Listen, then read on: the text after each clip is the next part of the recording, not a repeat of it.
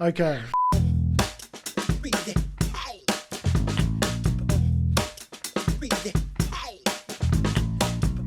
Hello everyone and welcome to this week's Remind podcast. My name's David Masterton and I'm joined by Dr. Ashleigh Moreland. And we've been going on a bit of an exploration of parentified child and how that can come about, and just, I suppose, clues on how to know if, as a parent, you're doing it, and I suppose where to from there once you start to kind of feel or think, or even, your child comes to you and says, hey, look, this is back when you did that, this is what happened, where to go from there. So if you haven't seen last week's episode where we dived into it as the perspective of a child, with a sort of trying to get an understanding from a parent's point of view, go check that one out. We'll be still here waiting for you when you get back. And now we're on to this one. So Ash, you wanted to carry on with that one. So the floor is yours. Well, I wanted to go into what's the flip side. So we talked about we talked about what it looks like when we have made our kids the center of our universe, and the dangers and risks, I guess, for ourselves, but also for our kids. And this episode, I wanted to look at what's the alternative. And often, because if we haven't experienced it, then we don't even know what the flip side can even look like. So when I think about identity, I think about our sense of self, or a healthy identity, can have lots of different anchors, and it should. It's healthy to have a diverse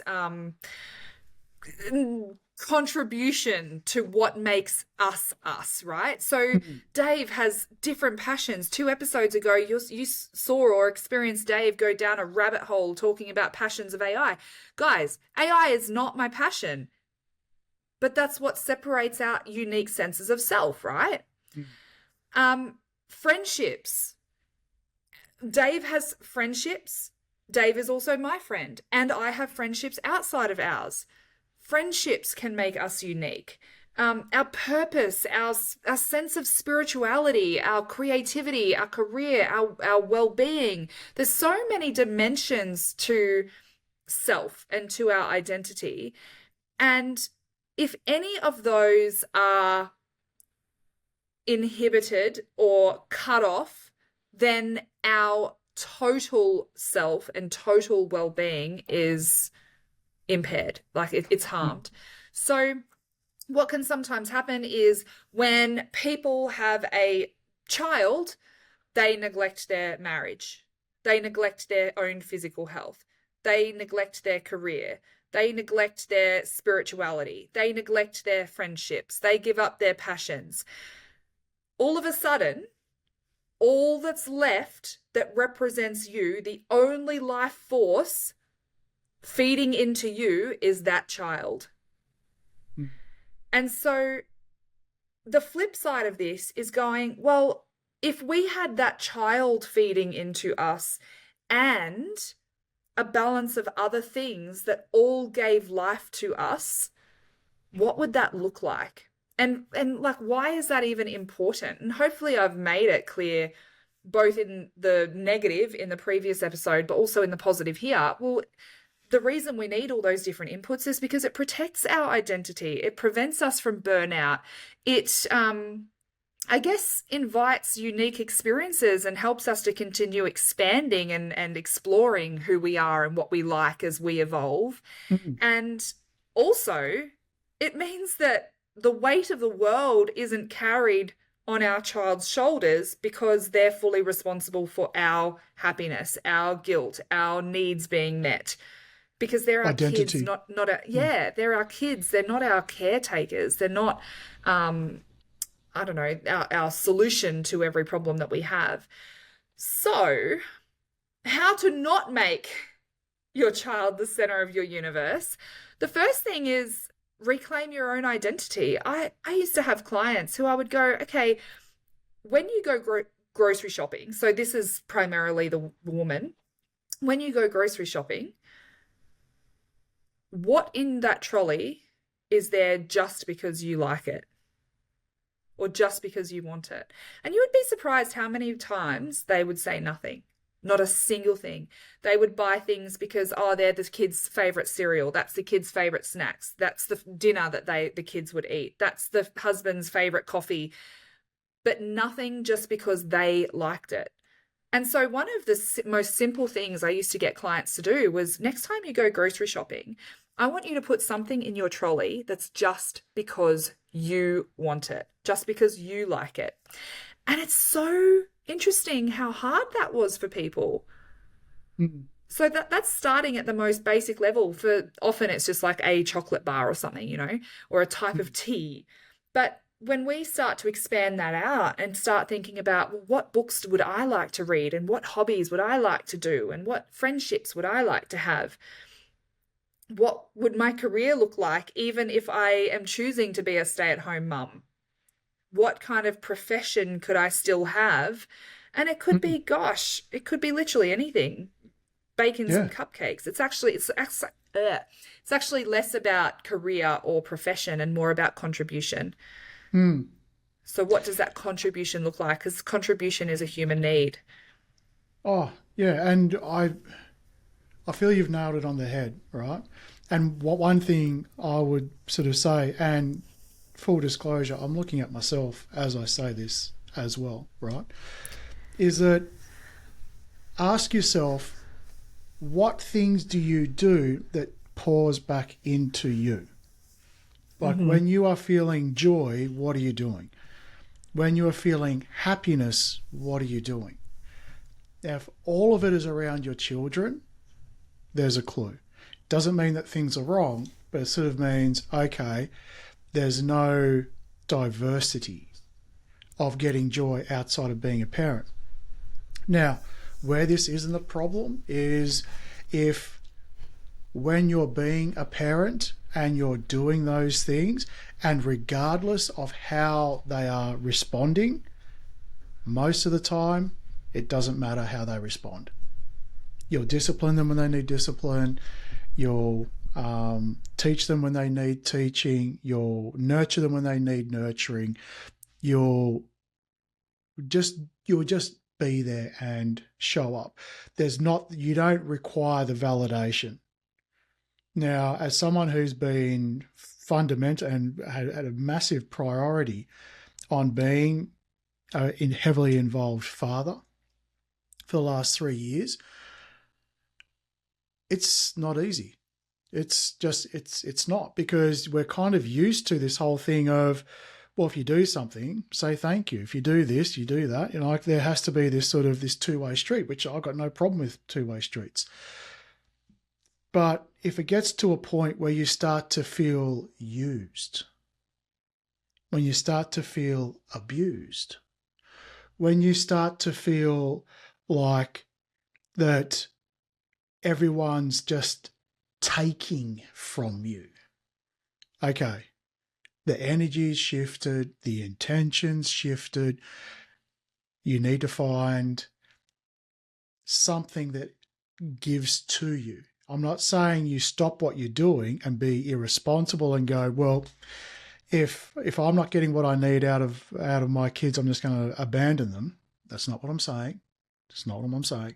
But it's looking at other things. And I've got to say myself as well, when I start to look at what feeds me, what hobbies do I have? Well, the interesting thing about going through this process of not just being a very involved father, but also going through a healing process, I've been smashed into a million pieces and I'm rebuilding myself. What used to apply doesn't apply. So I then start to think, okay, well, if I was to go back, what did I really enjoy 10 years ago? Maybe I'll go back to that. There's still a few threads of that, but it's just not the same. If I go back to when I was a kid. I love that you've raised that. I love that you have raised that, because that's really important. It's not about going back to who you used to be pre-kids or what you used to like. I think that's so important, Dave. Look, you can't, because it's now a new version. In my case, it's now a new version. However, if I go far back enough, I find that kid that just loved building, just loved building. And now it's that creative build, right? And so I can go back and go, okay, there's something there. Now, that's too broad to sort of say, well, I should just pick up a hammer and start throwing up house frames. No, it's not necessarily I should be going building furniture. Maybe for some, not for me. But I like building. Yeah. I like building tech, you know. I like, you know, building these type of things. So, okay. And now suddenly I think to myself, well, am I just confusing work with my hobby? Well, what if they're actually in this new paradigm of my life, they're both infused where I'm creating a life I never need to take a holiday from. So I'm doing what I love every day. So it's still an absolute but these are the things that go on. And within all of this, you show up for your children without the expectation that they are adults, especially in my case, because the eldest is 15. Yeah. So that will happen as they go on, because at the end of the day, they're going to be children, but they're going to be young children or adult children. And that will sort of swift and evolve and change. But if you get to a point of resentment, then now you've gone too far. It's not because you're a bad person. It's not because you've done something wrong. It's just simply you've finally uncovered and been given the awareness that the reason why you started is not the same reason you need to keep on going, and a pivot is needed. Healing 100%. Is needed. Yes, I love that. And so I look at it, why is this important, right? So often, like if even before I say this next bit, if I said to you, what do you want your children's lives to be when they grow up? Now, for the mums out there listening to this, if you have a daughter, how would you like your daughter to feel when she's a mum? Would you like her to feel that she still matters as a person, even though she's a mum? Would you like her to feel that she's still allowed to have passions and interests? Would you like her to feel that she's still allowed to have friends and prioritize things that matter to her? Because guess what? When you give up your whole entire life and every single thing that matters to you and every hobby you ever have and every friendship that matters to you, because you think that's what you're meant to do for your kids, and you're sitting there burnt out, completely emotionally cooked, you're telling and teaching, you're not telling with words, you're not saying, hey, when you grow up and you're a mum, you've got to give up everything that matters to you. You're showing them, you're literally giving them the model of this is what being a mum looks like. And so kids don't learn from what we say. They learn from how we live, by what we model to them. And so I look at this and I go, man, 100%. I want my kids to see myself. Like, my husband goes out for dinner with his best friends every Thursday night. Every single Thursday night, my husband goes out with his best friends and I praise him in front of them. I'm excited for him to see them. We celebrate it. I kiss him and tell him, have a great time with your friends tonight. Never, ever, ever once have I demonstrated or modeled, or even, I mean, I'd be lying if I said I hadn't felt resentment at times, especially when I've been sick or I've had other stuff going on. And he hasn't read my mind and chosen to stay home. Like, I didn't ask him to stay home. That's a little rabbit hole we're not going to go down. But I've always modeled. Exactly. I've always modeled in front of my kids how healthy that is for him to have those relationships outside of being a parent and being my husband. And even likewise, like, I get to travel for my work and my husband champions that. He champions when I go away that is me living my heart and soul and like living out the calling upon my life. And in our frame of reference, more in the Christian sort of frame of reference, that I'm living the calling that God has placed on my life, and that as a family we champion that calling. And so he will stay home with the kids. And even if he feels resentful sometimes when it's a lot and there's a lot going on and whatever, he still models that to our kids. and I sing, I go on a Thursday night and I go to singing practice, and my kids know that that's a hobby that I have that brings me joy.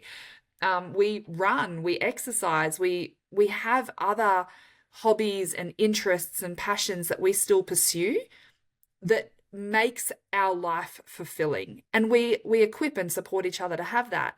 And so when I think about purely from the perspective of asking myself the question, what do I want my kids to grow into adults believing about what it's like to be a parent? I want them as parents to know that as people, their interests and their passions still matter. That just because they have chosen to have a child doesn't mean to say they have to wipe out their sense of self and their identity. That they can be an amazing parent, a dedicated, loving parent, and go out for dinner on a Thursday night with your best friends, or go and do some singing, or go to the gym, or whatever, knowing that you don't need to feel guilt for that. You just need to know that you're modeling to your children that these things matter too. So I think that for me is like really, really a high priority, because I think that modeling that is important. And the flip side of this as well is relationships. I can't tell you how many, and before you go there, how often do you find, I've heard it, that it's sort of like, I sacrifice everything so you don't have to go through it. Yeah. And like, how does that fit in with this modeling? It's like, okay, you tell me that you want me to be happy. You tell me that you want me to be strong and independent. You tell me you want me to do all these things, yet exactly what you want me to do, you are not doing yourself, because for some reason your existence is different to mine. Okay. Yeah. Do as I say, not as I do. Exactly. And it's all like, okay, so what's going to happen? Well, unless real change is had, then the model will continue and the words will just be placebos. Yeah. And 100%. Until there is this sort of thing where it's all like, well, no, the real cycle breaking is, okay, well, for me to be happy, I need to bring my own peace. Yeah. And if me bringing my own peace means I need to let go of people, places, situations, whatever it is that comes at a deep wounding of whatever, then that's what I'll do, because you told me to do it. We're not saying to go and get rid of your kids. No. What I'm talking about is that ongoing, right? So as your parent models to you, do as I say, not as I do. Well, as Ash is saying, you're going to read their language. You're going to read their actions, right? And so, and this also comes down to staying with a partner. I know you're dipping into this with relationships because of the kid. Well, congratulations. You've given them a front row seat to what a marriage should look like. Exactly. Okay? And, right? And if you don't like it, then you say to them, don't do what I'm doing. Well, why the are you doing it? Oh, because I'm doing it for you. Oh, okay. Exactly. And this is the other benefits, right? Like, so I use the examples of hobbies and going for runs and going to the gym and that kind of stuff. Well, who's the custodians of my better health? Yeah, well, it's you. And my kids. I've had a bum back for the last little while, and I'll tell you what, I have not been able to be the mum that I've wanted to be with the back issues I've been dealing with. And so me nurturing my physical health and well-being and taking care of myself physically, my kids are the custodians of that. And same when it comes to my spiritual health. If I'm spiritually dry and I'm not taking care of myself spiritually, then they get a worse version of me.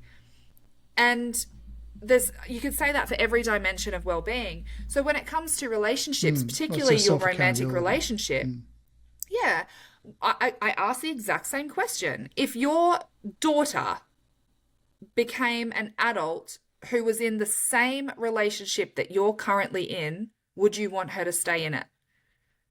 And 9 Yeah, times out well, of 10, the answer is no. And not just your daughter, obviously your son too, but of often I'm course, talking, your child. Yeah. generalizing, talking to women, and what better way to mirror than to be the mum or With wife, daughters. i.e. daughter. Mm.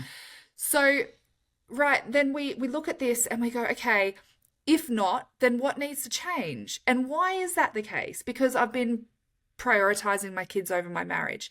Well, one of the ways, remembering our kids are the custodians of our healthy or unhealthy marriage. Now, And when so you mean if I'm custodian, just I might have a different interpretation of what you're saying with custodian. Can you so just what I'm saying clarify is that for it's me? essentially their inheritance is the product of my unhealthy or healthy marriage. So Yeah, gotcha. they are going to inherit the traits and beliefs and energy of my unhealthy marriage, or they're going to inherit the playbook for Mm, my healthy marriage. And gotcha. so Yeah. if I look at it like that and I go, oh, so if my kids are the center of my universe, what's happening in my marriage over here? Well, it's been neglected. It's been completely deteriorated. Intimacy's completely gone. We're basically housemates coexisting.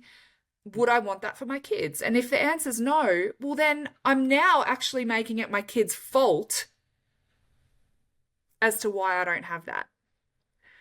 So if I actually just prioritize my marriage, and do you know what? It might actually mean that we have to say no to one of the extracurricular activities. Maybe. But what would we rather, to have a kid who has had a full suite of extracurriculars, or some of the extracurriculars, and to inherit the playbook for a healthy relationship and a healthy marriage? Mm. Like, we have to prioritize these other aspects of our life. Well, the So modelling of it, the 100%. modeling of it, exactly. And so a strong partnership between parents is going to give kids a strong sense of safety, a strong sense of Mm. stability. It's going to model to them what healthy relationship looks like. And just literally on the weekend, my daughter was just in her free flowing childlike state. She was dressed up in mum's dresses and, was using one of my husband's work boots as a microphone, and she was performing, and it was just so beautiful, and I was recording it. And she asked me to interview her, and I said to her, "Hey, one day when you grow up and you have a husband, what do you imagine he will be like?" And she said to me, "I think he's going to be just like Stevie." And I was just like, man, like, how beautiful is that? We don't have a perfect relationship. He's not a perfect human, as much as we joke that he is. But when she grows up, she wants to have a husband like him, because we have safety, we have stability, we have a nurtured relationship. So, resilience when kids leave home, to be able to protect ourselves and to protect our kids, I see it as that transition in life as our kids get older, as our kids start having friends outside of us, as our kids even leave home. It becomes a transition rather than a crisis, Mm. Yeah, hell because yeah. our, Because our whole our whole world isn't ending. I'm sure there'll be some research, but I don't know. So I'm just completely speculating right now that modelling behaviours would imprint on a child more than just talking at them. 100%. And so it's sort of like, well, if I keep on telling them not to do what I'm doing, job done. Ah, okay, well, all right, maybe, probably not. You But should love look, yourself. You should be confident. All the yeah, yeah, things. yeah. And then they look at you and go, but do you? No, of course I don't. And here's the reasons why. So insert justification, justification, Yeah. justification, because I'm different. And I've not done that to you, so therefore you have the complete recipe to be nothing like me. Well, yeah, true. Yeah. But does that mean that they're going to be able to set healthy boundaries? Does that mean that they know what a healthy partnership looks like when all you've modelled is something which is subpar? Yeah. Because either you're too afraid to make a change, or you've given up. Yeah.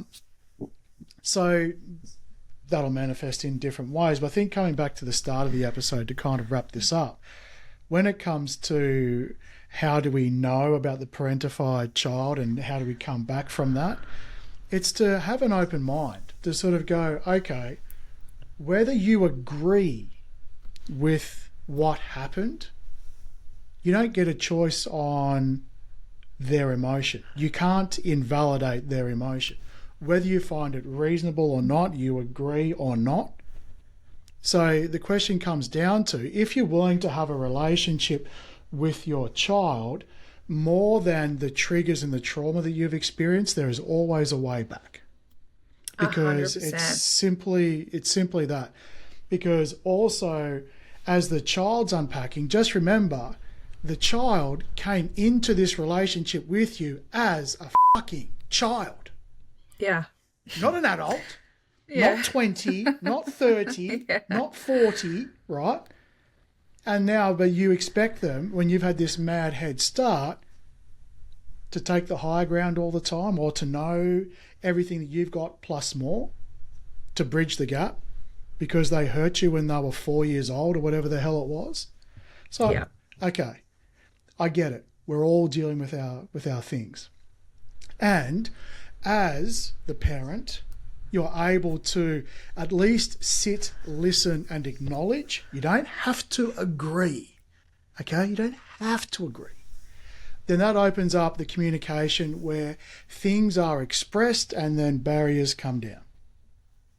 Yeah, Right? absolutely. And if we think about where to from here, I wholeheartedly encourage you, and take this as your permission slip, to know that you are doing your children the biggest favor imaginable by learning who you are, what you like, prioritizing that, and actually creating a healthy relationship with yourself, with your pleasures and your joys and your calling and your everything else. Think about all of the different things we touched on today and start modeling that, start prioritizing that. Stop talking about it, just model it.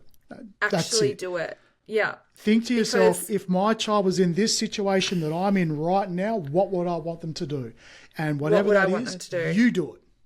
Yeah. Don't just sort of actually not do it and go. And there's going to be challenges, there's going to be barriers that come up. Man. The things like, but I don't have anyone to look after my child. Well, that's okay. Stick some karaoke on the TV and sing at home because it's what you love to do.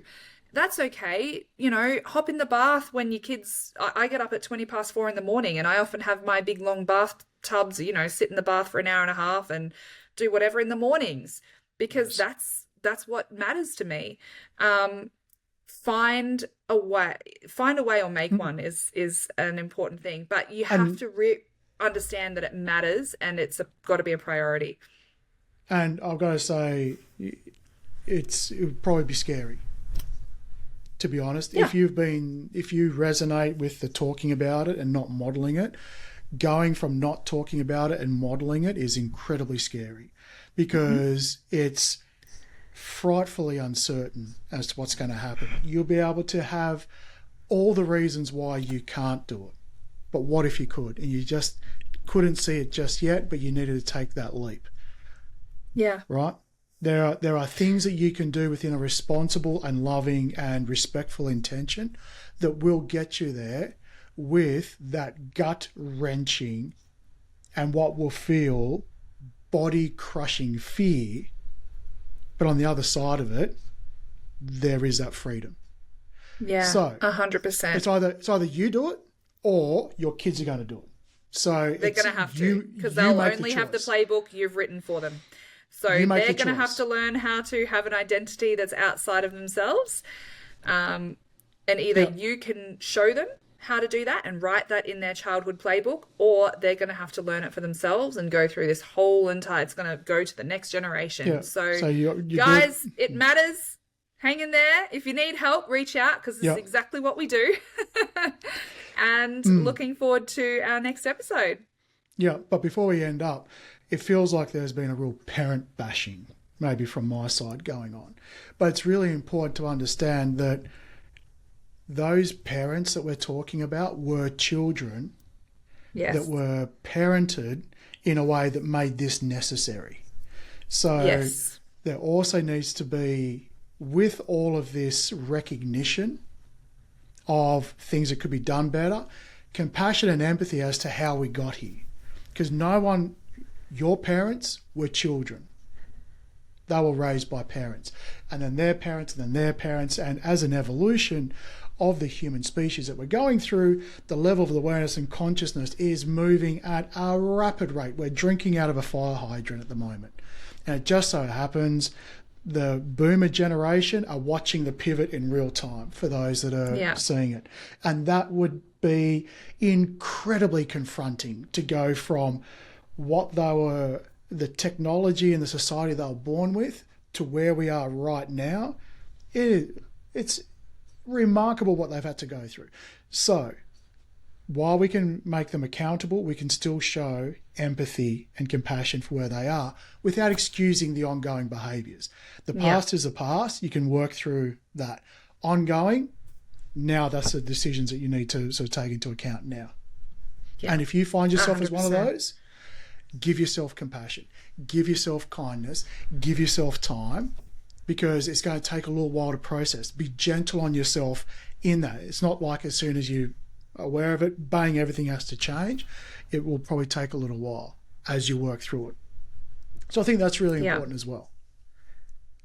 100%. Thanks, Dave. I think that's great. Alrighty, guys, you know where to find us if you need anything in the meantime. And until next time, take care. Subscribe, comments. Bye-bye.